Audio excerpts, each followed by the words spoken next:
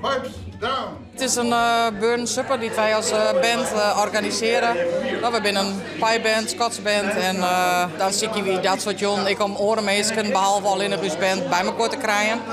Ja, Schotland heeft zijn tradities. Schotten houden wel van een feestje, dus die griepen ik zo vol mogelijk aan om feesten in ere te houden. Dus Robert Burns, de volksdichter van goed 200 jaar die wordt op deze manier eerd.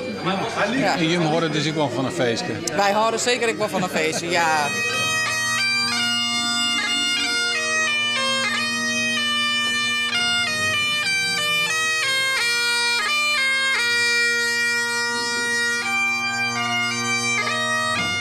Fair fire honest sonsy face. Great chieftain.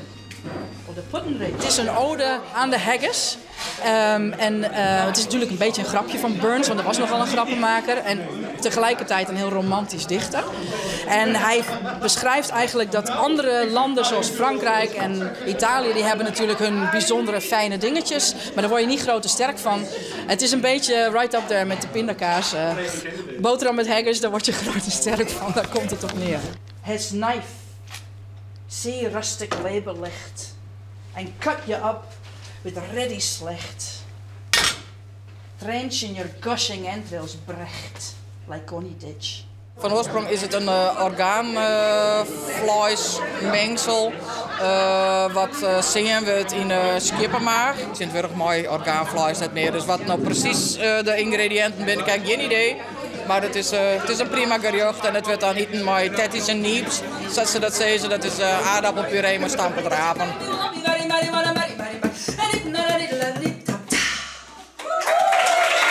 Maar dit eet je hem vaker?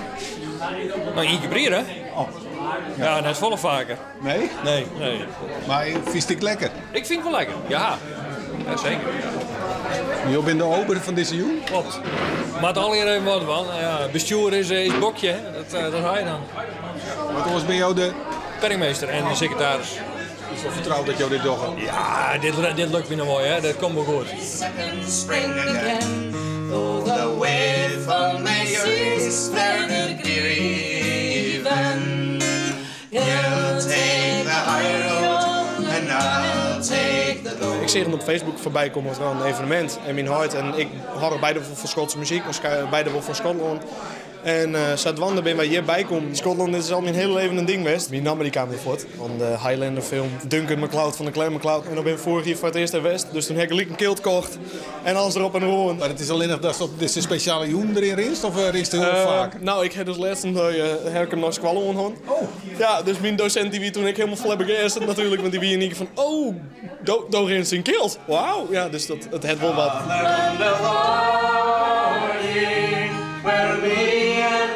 Nou, er binnen vaker nog mensen die zeggen van, heb je er wel wat onder? Ja, ik heb er zeker wat onder. Ik zei, want ik heb in Schotland gevraagd, draagt een moderne man er wat onder?